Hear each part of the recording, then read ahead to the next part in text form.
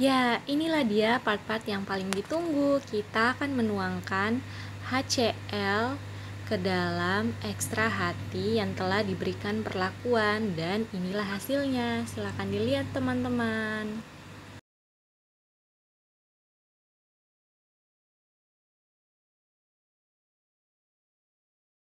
Nah, gimana teman-teman? Praktikumnya seru kan? Ini adalah hasil uji dari katalase. Jadi kesimpulan yang didapatkan, pada tabung 1 dengan suhu ruang, gelembung ada dan sedang, yang menandakan uji enzim katalase berjalan baik namun lambat. Pada tabung 2 dengan suhu 37 derajat menandakan uji enzim katalase masih aktif dan terbentuk gelembung paling banyak di mana reaksi paling kuat.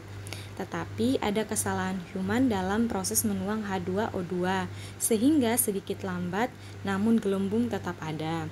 Pada tabung ketiga dengan suhu di dalam air es menandakan gelembung paling sedikit tetapi buih-buih terus keluar dan prosesnya lambat atau sangat lambat. Kenapa hasilnya seperti ini? Karena gelembung-gelembung tadi berasal dari reaksi dari hidrogen peroksida yang dimasukkan ke dalam ekstra hati. Nah, kita bayangkan saja ekstra hati tersebut adalah hati yang ada di dalam tubuh kita. Ketika dimasuki racun, karena hidrogen peroksida adalah racun, maka tubuh akan bereaksi mengeluarkan gelembung-gelembung atau busa karena terjadi penolakan di dalam tubuh.